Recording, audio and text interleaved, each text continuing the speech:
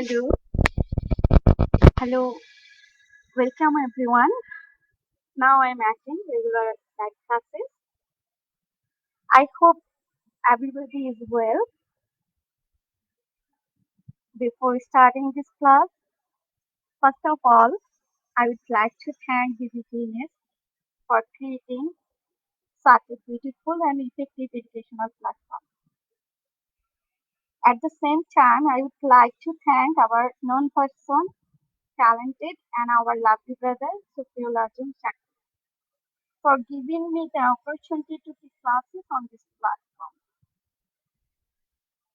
Now I am introduce myself. I am Habiba Khanu. I have completed my BSc in nursing course from Chittagong University. I had completed my Masters of Public Health in Health Promotion Health Education from BCS, Bangladesh University of Health Center. Previously, I was working as a lecturer in Universal Nursing Institute and Syed Murshid Ali Nursing Institute. Currently, I am working as a senior instructor in midwifery education, developing midwifery project, BRAC University.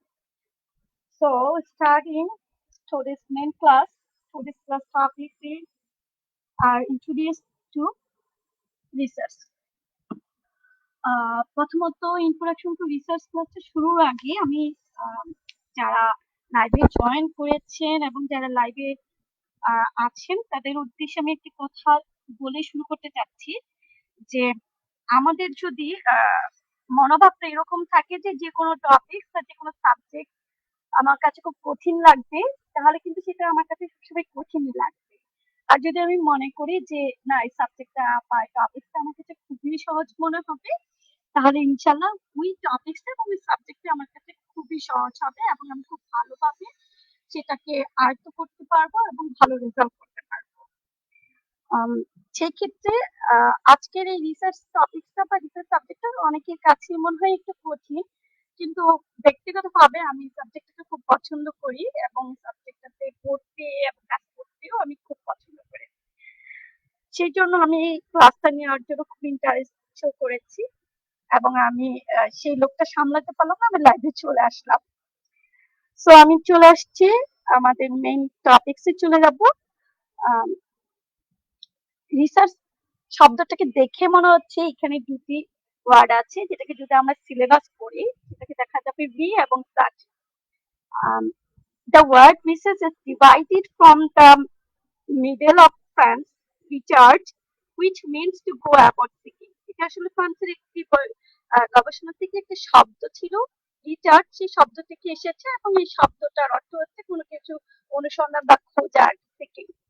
তো সেই ক্ষেত্রে আমাদের এখানে দেওয়া আছে, আপনারা দেখতে পাচ্ছেন স্পষ্টভাবে, re means once more, a fresh, a new.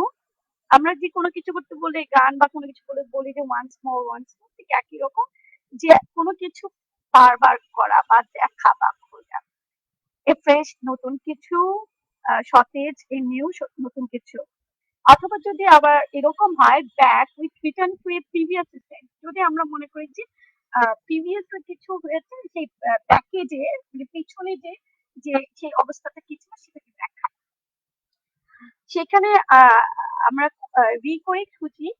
তো পুনরায় সেই ক্ষেত্রে আমরা সার্চের মিনসটা যদি দেখি যে লুক থ্রো আর go over thoroughly to look something, যদি কোনো কিছু দেখা অথবা সেটাকে পুরোপুরি ভাবে কোনো কিছু জানার জন্য দেখা, অথবা examine to find anything concealed আর সিক্রেট, অথবা মানে সিক্রেট কিছু বা কিছু গোপনীয় বা যেটা দেখে খুব আগ্রহ ইচ্ছা প্রকাশ হয় যেটা কি সেটাকে খুঁজে বের করা, সেই ক্ষেত্রে হচ্ছে সার্চ।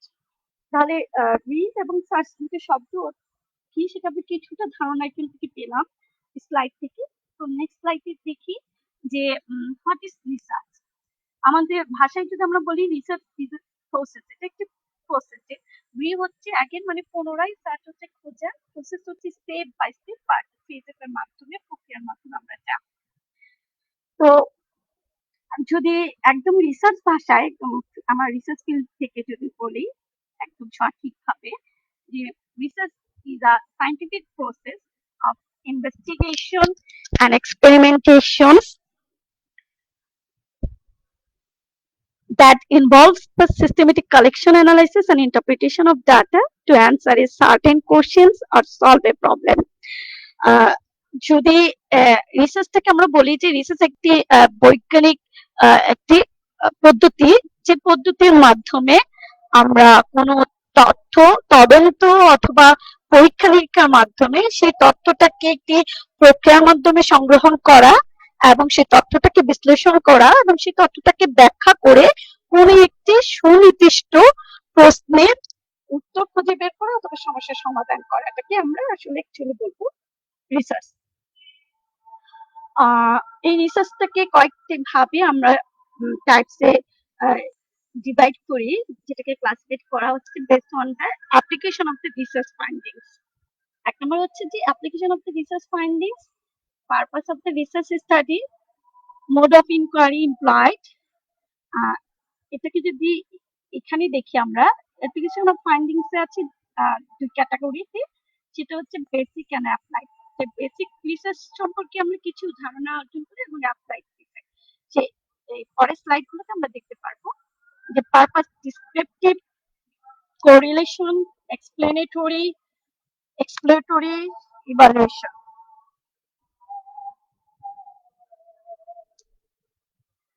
যে ডিসক্রিপটিভ রিসার্চটা হচ্ছে কিছু বর্ণনামূলক, যেখানে আমরা বর্ণনামূলক কোনো কাজ করি সেটাকে আমরা ডিসক্রিপটিভ রিসার্চ করছি। কোরিলেশন মানে একটার সাথে একটা সম্পর্ক কি, কোনো তুলনামূলক যদি করি সেই ধরনের কোনো রিসার্চ যদি আমরা করি সেটা কোরিলেশন রিসার্চ করি। এক্সপ্লেনেটরি ব্যাখ্যামূলক রিসার্চ, এক্সপ্লেটরি গবেষণামূলক রিসার্চ, ইভালুয়েশন হচ্ছে মূল্যায়নমূলক কোনো রিসার্চ যদি করি তাহলে আমার উদ্দেশ্যের উপরে এই রিসার্চটাকে ভাগ করা হয়েছে যে আমি কি উদ্দেশ্যে রিসার্চটা করতে চাচ্ছি। দেন হচ্ছে মোড অফ ইনকোয়ারি, যে আমার মোড অফ ইনকোয়ারিতে কোয়ারিতে কি, আমার অনুসন্ধানটা কিরকম হতে পারে, কোয়ালিটিটিভ, কোয়ান্টিটিভ, সেটাকে আমি গুণগত আমি একটি গবেষণা করবো নাকি পরিমাণগত ভাবে আমি এটা একটা গবেষণা করবো। সেক্ষেত্রে এখানে অ্যাপ্লিকেশন ফাইন্ডিং যে রিসার্চ, বেসিক রিসার্চ, সেই রিসার্চ থেকে বলছি যে বেসিক রিসার্চটা হচ্ছে যে এটি হচ্ছে সম্পূর্ণ থিওরিটিক্যাল ভাবে কোনো কিছু লেখা, যেটাকে পিওর এন্ড ফান্ডামেন্টাল রিসার্চ আমরা বলে থাকি। এবং এই রিসার্চটা it is concerned with development of knowledge in order to add to the existing body of knowledge of research method. এখানে আমরা কোনো জ্ঞানটাকে সেটাকে আরেকটু ডেভেলপ করি, সেখানে আমরা উপস্থাপন করার চেষ্টা করি। It concerns establishing new knowledge, development and refinement of theories, developing an instrument to assess the stress level among working women. মানে কাজ করার ক্ষেত্রে আমরা সেই রিসার্চটাকে বর্ণনামূলক করে এবং সেটাকে সেই নলেজ থেকে আরো বেশি রিফাইন অফ থিওরিজ এবং ডেভেলপমেন্ট করার জন্য আমরা বেসিক রিসার্চটা করে থাকি। অ্যাপ্লাইড রিসার্চটা হচ্ছে যে রিসার্চটা আসলে আমরা থিওরিটিক্যাল করি, সেটা পরে যদি আমরা যেটা প্র্যাকটিক্যালি বা অ্যাকশন বা ইন্টারভেনশন ক্ষেত্রে যদি প্রকাশ করতে চাই, নৈতিকভাবে সেটাকে সবার মাঝে যে সবাই কাজটা করুক বা সেটা একটা গবেষণা করার পর সেটাকে ইন্টারভেনশন কাজের ক্ষেত্রে যখন আমরা রিসার্চটা ইউজ করবো তখন সেটাকে অ্যাপ্লাইড রিসার্চ করবো। It focuses on finding solutions to existing problems. আমাদের সমসাময়িক কোনো এক্সিস্টিং প্রবলেম হলে সেই প্রবলেমটার সলিউশন নিয়ে আমরা কোনো কিছু খুঁজে বের করে সেটাকে ফোকাস করার চেষ্টা করি। The research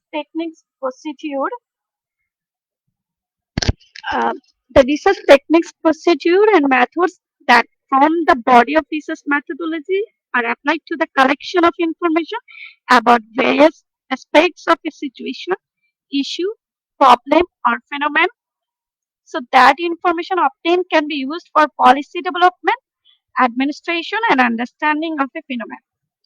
মানে এই রিসার্চটা করার পর যদি বিভিন্ন ইস্যু এবং সিচুয়েশন প্রবলেম থেকে সেই রিসার্চটা করে যেই তথ্য পাওয়া যায় সেই তথ্যটাকে ইউজ করা হয় আমাদের পলিসি ডেভেলপমেন্ট করার জন্য, আমাদের অ্যাডমিনিস্ট্রেশন এবং আন্ডারস্ট্যান্ডিং অফ ফেনোমেনার জন্য। The findings of applied research may be pose questions for basic research. Basic research এর জন্য applied research একটি পোস্ট হিসেবে ফাইন্ডিংস হিসেবে কাজ করছে। তো রিসার্চের কিছু বৈশিষ্ট্য আছে, characteristics of research, এই রিসার্চের বৈশিষ্ট্যগুলোকে আমরা এখানে কিছুটা তুলে এনেছি। আম, আহ, তো আমরা এখানে দেখছি যে reliability, validity, accuracy, credibility, generalizability, empirical, systematic approach, control. আমাদের যে কোনো একটা রিসার্চের করতে গেলে আমার রিসার্চের বৈশিষ্ট্যটাকে আমাদের অবশ্যই ফলো করতে হবে যে আম, আমরা যে কাজটা করবো সেটা সবার বিশ্বাসযোগ্যতা অর্জন করতে হবে। সেই বিশ্বাসযোগ্যতা হচ্ছে রিয়েবিলিটি।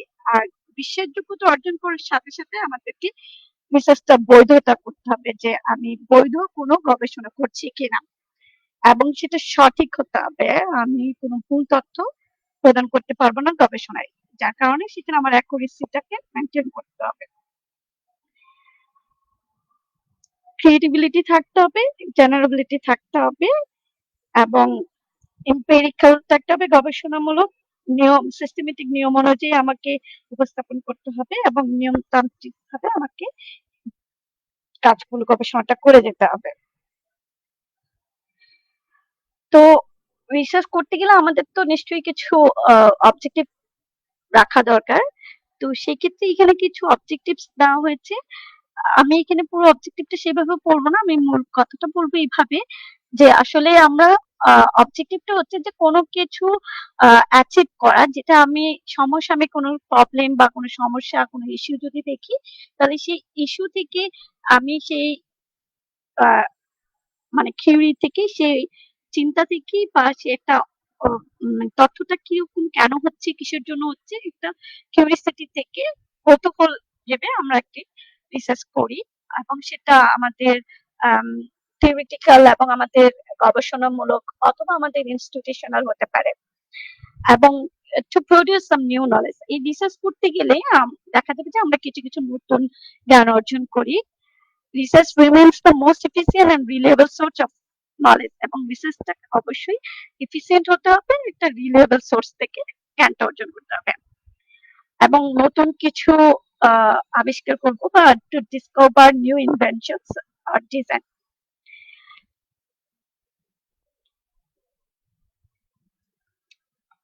এই রিসার্চটা করতে গেলে আমাদের কিছু মোটিভস থাকে। মোটিভসটা হচ্ছে যে কিছু আম, মন থেকে যে আসলে কেন আমি রিসার্চটা করব। তো এই রিসার্চটা করার জন্য মনোভাবটা কি সেটা বোঝার জন্য এখানে আমি কিছু পয়েন্ট দিয়েছি।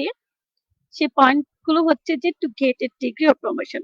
আমরা যখন কোনো জব সেক্টরে যাই বা কোনো কাজে আমরা নিজেরা নিয়োজিত হই, তখন দেখা যাচ্ছে যে রিসার্চ একটি ফ্যাক্টরে দাঁড়ায়, যার রিসার্চ গবেষণা পেপারস কিছু বের হয়, তাহলে তার একটি প্রমোশন হয়। আবার দেখা যাচ্ছে যে যে কোনো কোর্স করছে, কোর্সের রিকোয়ারমেন্ট হিসেবে এই রিসার্চটা করে আর কি, to get A degree or promotion যেটাকে আমরা বলি। To solve problem or find a solution, to get more knowledge, to contribute to the existing knowledge of society, আমরা যে নলেজটাকে ইয়ে করি সোসাইটি এবং সমাজের ক্ষেত্রে আমার যে নলেজটাকে আমরা অবদান রাখতে পারি। To be respected as an expert, যারা এক্সপার্ট থাকে তাদেরকে আমরা রেসপেক্টেড করতে আমাদের মোটিভস কাজ করে। Directive of government employment conditions, curiosity, to get attached to the topic, to be more searchful, and to keep us updated, যেটা আমাদেরকে আপডেট রাখতে সহায়তা করে। যারা পড়তে খুব পছন্দ করে এবং যারা খুব অনুসন্ধানী হয় এবং কিউরিসিটি থাকে, তারা খুব মজা পায় রিসার্চ করতে আর কি, এবং তারা রিসার্চের সাথে সংযুক্ত থাকে।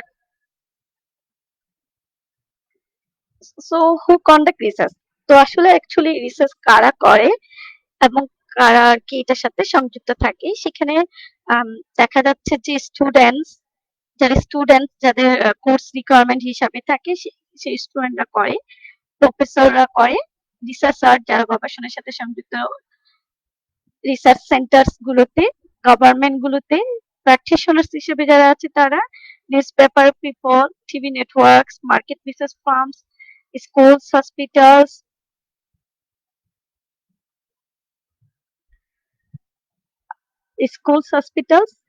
social service, political passions, consulting firms, HR departments, public interest organization, insurance, law firms conduct research as a part of their jobs to be better informed, less biased decisions in contrast to guessing, hunches, intuition, and other personal experience. Other personal experience হিসেবে কাজ করে। Hello, আপনারা কি শুনতে পাচ্ছেন?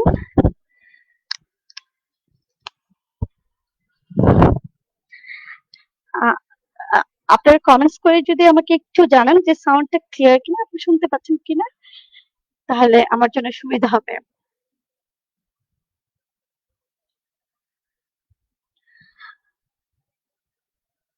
আমরা next স্লাইডে যেতে চাচ্ছি যে একজন যে রিসার্চ করবে সেই রিসার্চ ওয়ার্কারকে কিছু অ্যাট্রিবিউট থাকতে হয়। সেই অ্যাট্রিবিউট যদি একজন যে রিসার্চ করবে আসলে তার কিছু attribute of a good research worker, যেটাকে আমরা গুণ বলি আর কি, সেইখানে কিছু পয়েন্ট হচ্ছে যে ইমাজিনেটিভ, মানে তাকে কোনো কিছু চিন্তা করা, কোনো কিছু কল্পনা করা, এরকম একটি ক্ষমতা তার মাঝে থাকতে হবে সবসময়, যে এটা কেন হলো, কি জন্য হলো, মানে এটা এরকম হলে, এটা যদি এইভাবে করি, মানে ইমাজিনেটিভ করবে। দেন অবজারভেন্ট, সেটাকে ইমাজিন করে সে অবজারভেন্ট হিসেবে মানে দেখবে যে এটা কি হচ্ছে বা কিভাবে হচ্ছে। এবং অনেস্ট হতে হবে, সত্যিকার ভাবেই তাকে সৎ হতে হবে, প্যাশনেট হতে হবে, তাকে ধৈর্যশীল হতে হবে, ডেডিকেটেড হতে হবে, যে কাজটা করবে সেই কাজটা যেন সম্পূর্ণভাবে পরিপূর্ণ, যাদের উদ্দেশ্যে যে তথ্য সংগ্রহের জন্য কাজটা করছে সেটা যেন একদম নিবেদিত ভাবে বা ডেডিকেটেড ভাবে কাজটা যেন করতে পারে, সেটা দেখতে হবে। পারসিস্টেন্ট থাকতে হবে, মানে একদম এই কাজটাই করে আমি শেষ করবো, এবং এটা একটা পারসিস্টেন্ট থাকতে হবে। ইন্ডাস্ট্রিয়াস হতে হবে, পরিশ্রমী হতে হবে, ওয়াইজ হতে হবে, ইথিক্যাল হতে হবে, তাকে বুদ্ধিমানও হতে হবে, তার সাথে তাকে নৈতিক গুণটাকে অর্জন করতে হবে। এখন আসলে রিসার্চের এতটুকুর মধ্যে আমরা একটু বেসিক রিসার্চটা কি সেটা বুঝলাম। তো রিসার্চটা করতে গেলে আমাদের কিছু এলিমেন্ট আছে এবং কিছু প্রসেস আছে। সেই এলিমেন্ট এবং প্রসেস গুলো যদি আমরা বুঝতে পারি এবং সেটাকে সাজাতে পারি, তাহলে কিন্তু খুব সহজে আমরা একটা রিসার্চ পেপার রাইট করতে পারবো বা একটা স্টাডি প্রজেক্ট করতে পারবো। সো সেই স্লাইডে যাওয়ার আগে আমি বলবো যে আমাদের যেহেতু আমরা রিসার্চে সাবজেক্টের কিছু কোর্স রিকোয়ারমেন্ট থাকে, যে আমাদের একটি রিসার্চ স্টাডি প্রজেক্ট করে আমাদেরকে সাবমিট করতে হয়, করলে আমাকে সেটার উপরে প্রেজেন্ট করে আমরা মার্ক ক্যারি করে এবং পাস করি। সেই কোর্স ফুলফিল করার জন্য, রিকোয়ারমেন্টের জন্য যদি আমরা রিসার্চ করি, তাহলে পরের যে টপিকসটা বা স্লাইডটা আমরা পড়বো সেটা খুব মনোযোগ দিয়ে দেখতে হবে, এই জন্য যে যে একটা রিসার্চের কি কি এলিমেন্ট লাগবে এবং কি কি এলিমেন্ট আমার সেই রিসার্চে কন্টেইন করতে হবে। তাহলে সেই স্লাইডে আমরা চলে যাচ্ছি, যেটাকে আমরা বলছি element or instrument of a research project. আমরা এটা স্লাইড গুলো শেষ করে আমি একটা প্র্যাকটিক্যাল দেখাবো, যে এই যে পয়েন্ট গুলো আমি এখানে দিয়েছি সে প্র্যাকটিক্যাল যখন আমি দেখাবো তখন বোঝা যাবে যে আসলে এটা আসলে কোনো কঠিন কোনো কাজ না। আমরা যদি খুব মন থেকে কাজটা করি তাহলে আমরা কাজটা ভালো করতে পারবো। তো প্রথমত যে আমি রিসার্চের এলিমেন্ট বলতে প্রথমে একটা টাইটেল লাগবে, যে আমি আসলে কি চাচ্ছি বা আমি কি খুঁজবো, কি দেখবো, সেজন্য আমার একটা টাইটেল ঠিক করতে হয়। তারপর সেই টাইটেলের পরে যে আমার পরের যে 2 নম্বর পয়েন্টে যেটা এলিমেন্ট হচ্ছে, এখানে হচ্ছে কিছু কভার পেজের কি কি পয়েন্ট থাকতে হয় সেই জিনিসগুলো দেওয়া হয়, যেমন abstract, acknowledgement, keywords, abbreviations, content, list of table and figure. মানে আমি যে পুরো রিসার্চ যেটা করব সেটা খুব শর্ট একটা সামারি আমাকে করে দিতে হবে, সেটা হচ্ছে অ্যাবস্ট্রাক্ট। অ্যাকনলেজমেন্ট হচ্ছে যে আমি আমার এই কাজটা করতে কে কে আমাকে সাহায্য করেছে এবং কে কে আমাকে সহযোগিতা করেছে তাদেরকে জাস্ট থ্যাংক দেওয়া, তাদেরকে উইশ করা যে তারা আমাকে সাহায্য করেছে, তাদের কাছে আমি কৃতজ্ঞ আর কি। কিওয়ার্ডস, আমাদের কিছু কিওয়ার্ডস থাকে, যে কি কিওয়ার্ডস নিয়ে আমি আমার টাইটেলটাকে ঠিক করেছি, সেই কিওয়ার্ডস গুলো আমাদের দিতে হয়। এবং রিসার্চ করতে গেলে কিছু আমাদের শর্ট ফর্ম থাকে, সেগুলোর কিছু অ্যাব্রিভিয়েশন আমাদেরকে এখানে দিতে হয়। কন্টেন্ট থাকে যে আমি কি কোন পাতায় কোনটা দিয়েছি, এবং আমাদের কিছু টেবিল থাকে, সেই টেবিলে একটা লিস্ট থাকে এবং টেবিলের ফিগার থাকে। 3 নম্বর হচ্ছে যে ইন্ট্রোডাকশন। ইন্ট্রোডাকশনের কিছু পার্ট থাকে, কি কি লিখতে হয় ইন্ট্রোডাকশনে রাখতে হয়, সেটা হচ্ছে ব্যাকগ্রাউন্ড অফ দ্য স্টাডি। মানে আমার স্টাডিতে একটা ব্যাকগ্রাউন্ড থাকতে হবে, যে আমি কি কাজটা করছি, এই কাজটার ব্যাকগ্রাউন্ডটা কি, এটা কিভাবে হচ্ছে, এটা কেন হচ্ছে, এটা কেন আমি কাজটা করব, সেটার একটা রেশনাল অফ দ্য স্টাডি। কখনো কখনো কেউ বলে জাস্টিফিকেশন, কেউ বলে significance. Statement of the problem, যে আমি যে টাইটেল বা যে প্রবলেমটা নিয়ে কাজ করব সেটার একটি স্টেটমেন্ট দিতে হবে, এই প্রবলেমটাকে কেন আমি প্রবলেম মনে করছি, সেজন্য একটি স্টেটমেন্ট দিতে হয়। Research question of the study, এই রিসার্চ কোশ্চেনের একটি স্টাডি কোশ্চেন থাকতে হবে, এবং অবজেক্টিভ থাকে। এই অবজেক্টিভ হচ্ছে ভাগ করা হচ্ছে জেনারেল অবজেক্টিভ এবং স্পেসিফিক অবজেক্টিভ। 4 নম্বর যে চ্যাপ্টারটা থাকে সেটা হচ্ছে লিটারেচার রিভিউ। লিটারেচার রিভিউ হচ্ছে আমি বারবার পড়বো, বারবার দেখবো আমার যে প্রবলেমটা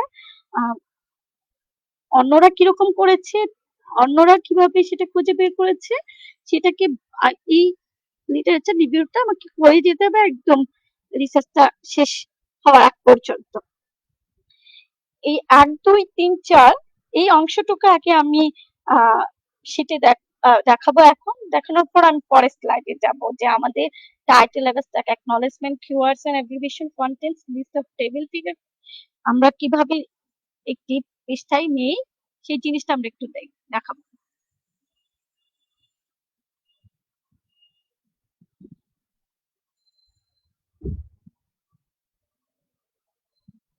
প্রথমত এখানে একটি টাইটেল দেওয়া হয়েছে, এটাকে আমরা আমার একটা রিসার্চ পেপার, যে এই পেপারের মধ্যে থিসিস পেপার, এই প্রবলেমটা, এই টাইটেলটা আমরা প্রথমে ঠিক করতে হবে, যে knowledge and practice of gestational diabetes mellitus management guideline among the nurses. মানে এখানে ঠিক করা হচ্ছে যে আমি কাদের উপর করব এবং আমি কি নিয়ে করব, সেই কথাটা তুলে নেওয়া হয়েছে। সেটা আমার একটা প্রবলেম দেখানো হচ্ছে, প্রবলেম আইডেন্টিফিকেশন করে আমি একটা টাইটেল ঠিক করেছি। তারপর নেক্সট হচ্ছে আমরা যেটাকে অ্যাবস্ট্রাক্ট বলেছি, এরকম একটা অ্যাকনলেজমেন্ট থাকতে হবে, আমি কাকে কাকে গ্রেটফুল দিতে চাচ্ছি, কি কি আমার কাজে সহযোগিতা করেছে, এরকম কিছু থ্যাংক দিতে হবে যারা আপনার এই কাজে সহযোগিতা করেছে। দেন অ্যাবস্ট্রাক্টটা হচ্ছে যে আমি পুরো যে রিসার্চটা করব সেই রিসার্চের একটা শর্ট সামারি, এবং এই অ্যাবস্ট্রাক্টটা লেখার কিছু নিয়ম আছে, যে কত ওয়ার্ডের মধ্যে আমি অ্যাবস্ট্রাক্টটা লিখবো এবং সেখানে কি কি কন্টেন্ট তুলে নিয়ে আসতে হবে। সেটা এখানে কিছু ইন্ট্রোডাকশন থাকবে, ম্যাথোডোলজির কিছু পার্ট থাকবে, এবং আমি কি রেজাল্ট পেয়েছি এবং সেটার কনক্লুশন ডিসকাশন দিতে হবে, আমার রিকমেন্ডেশন কি সেখানে দিতে হবে। এরকম কিছু কিওয়ার্ডস, যেটা আমরা বলেছি এই কিওয়ার্ডসটা থাকতে হবে। দেন কন্টেন্ট থাকবে, যে কোন কোন পৃষ্ঠায় আমরা কি দেওয়া আছে সেটা আমি নিয়ে আসবো। কিছু লিস্ট অফ টেবিল থাকবে, যে কোন পৃষ্ঠায় আমার টেবিল আছে, এবং কিছু ফিগার থাকে, সেই ফিগারটা দিয়ে আসবো। তো আমরা এই 4টি পয়েন্ট আমি আশা করছি বুঝতে পেরেছি, যে একটা টাইটেল থাকতে হবে, একটা abstract, acknowledgement, keywords, abbreviation, content, list of table and figure থাকতে হবে। এবং সেই ইন্ট্রোডাকশনের পার্টে যদি আমরা এখন যাই, তাহলে দেখতে পাবো ইন্ট্রোডাকশন পার্টটা কিরকম।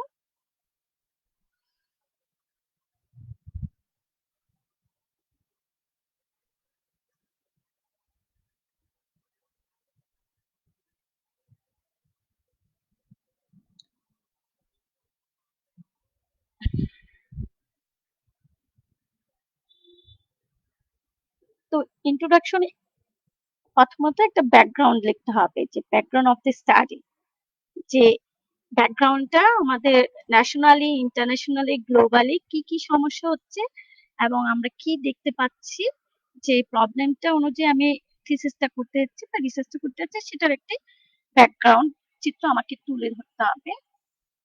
দেন আমাকে তুলে দিতে হবে যে রেশনাল অফ দ্য স্টাডি, এই স্টাডিটা আমি করছি কেন, এটা করার যুক্তিটা কি, এই জিনিসটাকে আমাকে এখানে বুঝিয়ে বলতে হবে। এবং স্টেটমেন্ট অফ প্রবলেম, যে প্রবলেমটাকে আমি কিভাবে প্রবলেম মনে করলাম সেটার একটা স্টেটমেন্ট আমাকে এখানে দিতে হবে। এরকম একটি রিসার্চ কোশ্চেন করতে হবে আমার টাইটেল অনুযায়ী। দেন আমাকে অবজেক্টিভ লিখতে হবে। অবজেক্টিভটাকে ভাগ করা হয়েছে জেনারেল অবজেক্টিভ এবং স্পেসিফিক অবজেক্টিভ।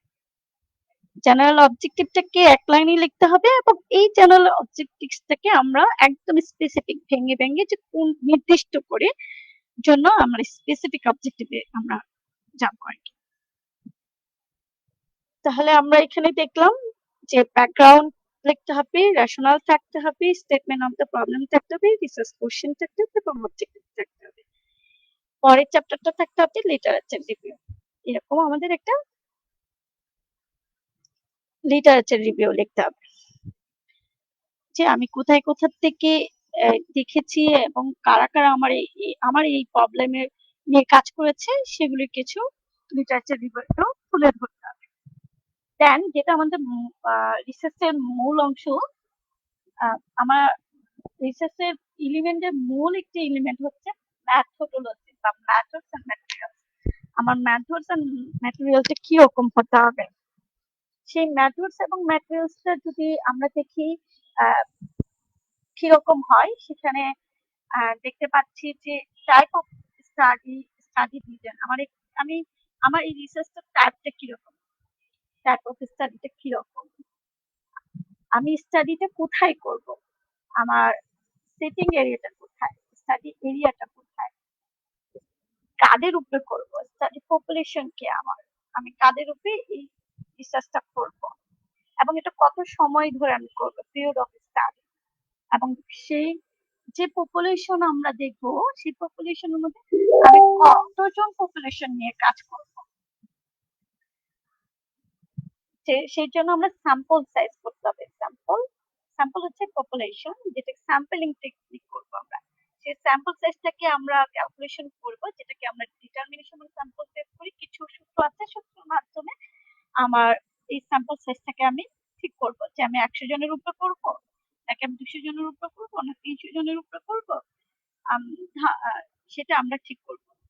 আর সেই স্যাম্পল সাইজটা আমরা করতে পারি যে সিলেকশন ক্রাইটেরিয়ার উপরে, যে selection criteria of study population, কিছু ইনক্লুশন ক্রাইটেরিয়া থাকে, কিছু এক্সক্লুশন ক্রাইটেরিয়া, কাদেরকে আমি আমার রিসার্চে নিব আর কারা আমার রিসার্চের বাহিরে থাকবে, এক্সক্লুশন ক্রাইটেরিয়া থাকবে কিছু, এবং কনসেপচুয়াল ফ্রেমওয়ার্ক থাকবে আমার অবজেক্টিভস এর উপর ডিপেন্ড করে, এবং আমার ভেরিয়েবলস থাকবে, আমি কোন ভেরিয়েবলস এর উপরে নিয়ে কাজ করব, যেটাকে আমরা আউটকাম ভেরিয়েবলস থাকবে, ইন্ডিপেন্ডেন্ট ভেরিয়েবলস, ডিপেন্ডেন্ট ভেরিয়েবলস থাকবে। ধরা তো আমি যদি এই টাইপ অফ স্টাডি যদি চিন্তা করি, আমি এটা একটা বর্ণনা দেওয়ার জন্য বা আমি বর্ণনামূলক কোনো একটা রিসার্চ। তারপর হচ্ছে আমি যদি প্লেস অফ স্টাডি, যে আমি ঢাকার মধ্যে একটি রিসার্চ করতে যাচ্ছি, প্লেসটা ঠিক করলাম ঢাকাতে, এবং যদি যেহেতু আমি হেলথ সেক্টরে আছি, যদি আমি ঠিক করি স্টাডি পপুলেশন, ঠিক করি নার্স, তাহলে আমি নার্সদেরকে নিয়ে কাজ করব। আমার টাইটেলটা যদি আমি নার্সদেরকে নিয়ে করি এবং নার্সদের কোনো সমস্যা, কোনো প্রবলেম নিয়ে যদি আমি কোনো গবেষণা করি, তাহলে সেই টাইটেল অনুযায়ী আমার নার্সদেরকে পপুলেশন হিসেবে নিতে পারবো।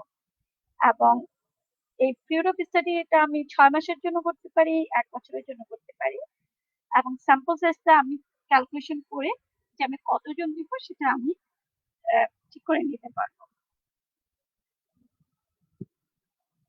এই মেথডস এন্ড ম্যাটেরিয়ালস এর মধ্যে আরো কিছু পয়েন্ট আছে, সেটা হচ্ছে ডাটা কালেকশন ইনস্ট্রুমেন্ট।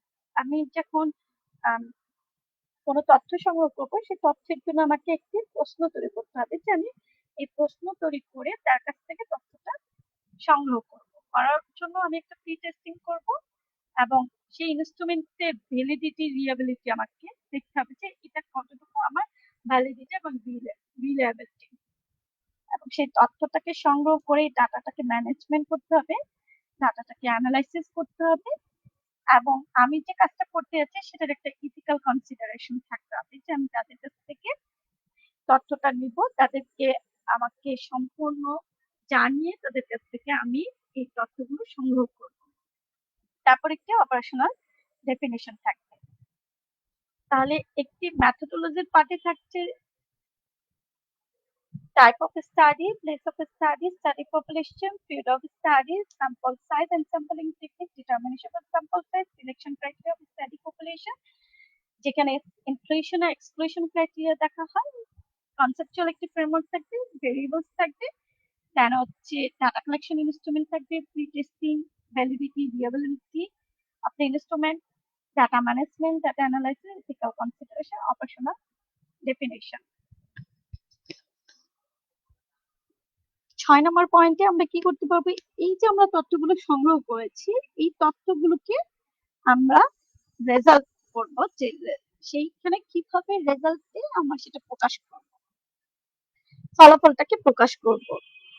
এবং এই ফলাফলটা যখন আমি করব, এই ফলাফলের পরে আমাকে একটা ডিসকাশন দিতে হবে ফলাফলের প্রেক্ষিতে, যে আমি কি পেয়েছি, যেটাকে ড্র ফিগারে অথবা পাই চার্টে অথবা টেবিল আকারে আমার সেই তথ্যগুলো ফলাফলগুলো আমি দিব, দিয়ে সেই টেবিলটাকে আবার বর্ণনা করতে হবে যে কত পার্সেন্টেজের মধ্যে কত পার্সেন্টেজ পেলাম।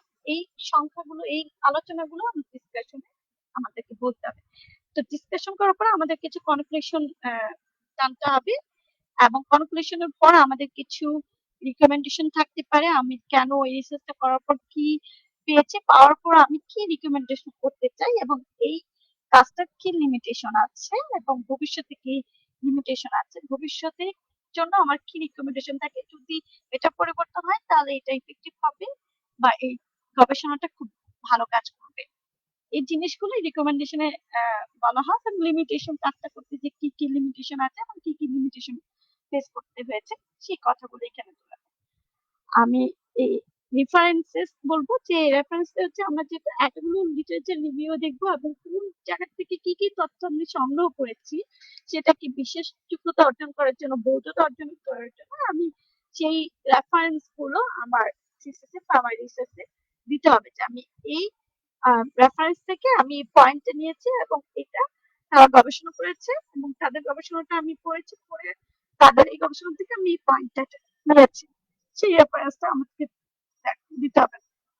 তারপর অ্যাপেন্ডিক্স থাকবে, অ্যাপেন্ডিক্স এর মধ্যে আমাদের কিছু পয়েন্ট থাকবে, যেখানে আমাদের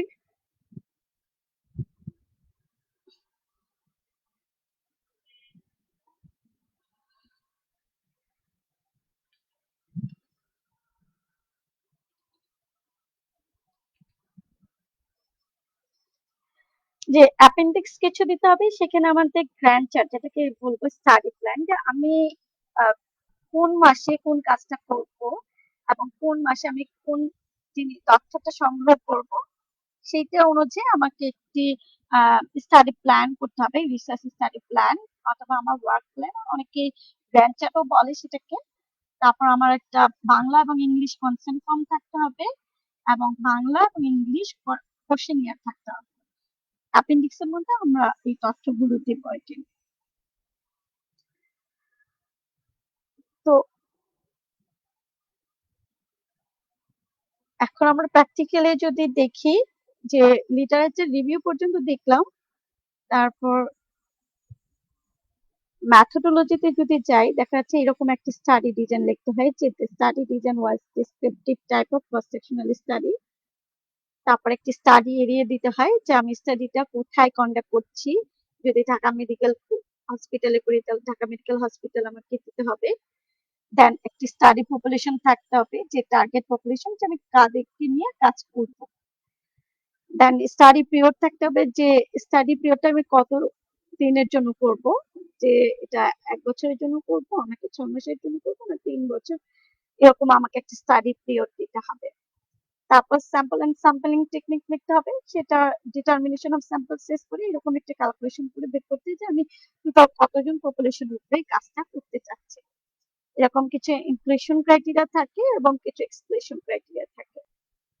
তারপর এরকম একটি কনসেপচুয়াল ফ্রেমওয়ার্ক তৈরি করতে হয় আমাদেরকে, যে ইন্ডিপেন্ডেন্ট আর ডিপেন্ডেন্ট ভেরিয়েবল এর উপর ডিপেন্ড করে এরকম একটি কনসেপচুয়াল ফ্রেমওয়ার্ক তৈরি করতে হয়। দেন আমাদেরকে ডাটা কালেকশনের সিস্টেমটাকে লিখে দিতে হয় যে আমি কি ইনস্ট্রুমেন্টের মাধ্যমে কোশ্চেনেরটা প্রিপেয়ার করেছি, সেই কোশ্চেনের একটা বর্ণনা দিতে হয়, আমার কোশ্চেনে কি কি আছে সেটা তুলে ধরতে হয় এবং এপি টেস্টিং করতে হয় বিশেষ করার আগে যে আমি কোশ্চেনটা করলাম, করার পর আসলে কি এটা ইফেক্টিভ হচ্ছে কিনা এটার একটা ফলাফল নেওয়ার জন্য প্রি টেস্টিং করি। তারপর সেটা ভ্যালিডিটি রিলায়েবিলিটি দেখতে হয় ইনস্ট্রুমেন্টের। ডাটা কালেকশন টেকনিক কিভাবে গ্রহণ করেছি, তাকে কতক্ষণ সময়, যার কাছ থেকে আমি ডাটা তথ্য সংগ্রহ করব তাকে কতক্ষণ সময় টাইম দিব এবং তাকে তার কাছ থেকে অনুমতি নিয়ে এই কথাগুলো এই ডাটা কালেকশন টেকনিকে আমাকে তুলে ধরতে হবে। তারপর ডাটা ম্যানেজমেন্ট করব কিভাবে, ডাটা অ্যানালাইসিস করব কিভাবে, এই কথাগুলো এখানে তুলে দিতে হয়। তার সাথে ইথিক্যাল কনসিডারেশন যে আমি আমার এই রিসার্চটা আমি ইথিক্যাল বোর্ড থেকে বা ইথিক্যাল রিভিউ বোর্ড থেকে পারমিশন নিয়ে নিয়েছি যে আমি রিসার্চটা করতে চাই। তো এরকম বিভিন্ন ইথিক্যাল রিভিউ বোর্ড আছে, সেই রিভিউ বোর্ড থেকে তথ্যটা সংগ্রহ করতে হয়। তারপর কিছু অপারেশনাল ডেফিনেশন থাকে আমার প্রবলেমের উপরে ডিপেন্ড করে।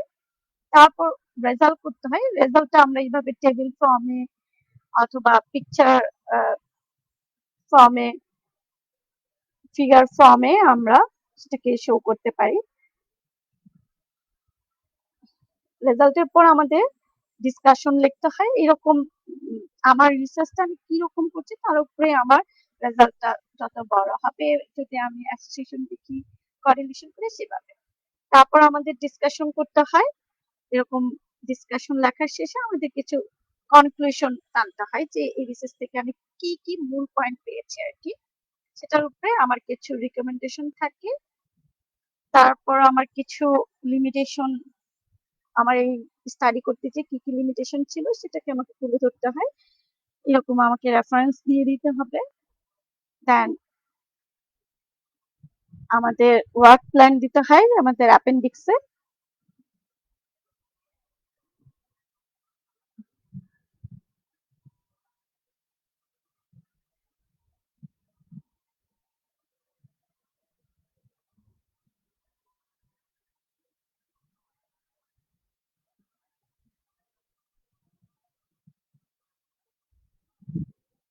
এরকম আমাকে একটা ওয়ার্ক প্ল্যান দিতে হয় যে আমি কোন মাসে কোনটা করব, সে প্ল্যানটা আমাকে এখানে দিয়ে দিতে হয় যে যদি আমি জুলাই মাস থেকে জুন পরের বছর জুন পর্যন্ত করি, কখন আমি টাইটেল সিলেক্ট করব, কখন আমি লিটারেচার রিভিউ করব, কখন আমি ইনস্ট্রুমেন্ট ডেভেলপ করব, কখন আমি তথ্য কালেক্ট করব, কখন আমি ইথিক্যাল অ্যাপ্রুভাল পাবো এবং কখন আমি রিপোর্ট রাইটিং করবো, আমি কখন এটা সাবমিট করবো, আমি ডিফেন্স করবো।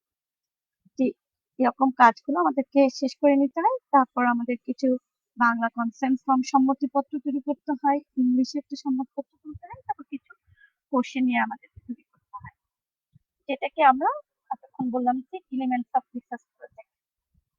তো আজকে আমি এলিমেন্ট অফ রিসার্চ পর্যন্ত আমার ইন্ট্রোডাকশন পার্টটুকু শেষ করব। আশা করছি আপনাদের সবাই ভালো লেগেছে। পরবর্তী ক্লাস নিয়ে আবার ফিরবো। সবাই সুস্থ থাকবেন, ভালো থাকবেন, stay safe and stay home. আল্লাহ হাফেজ।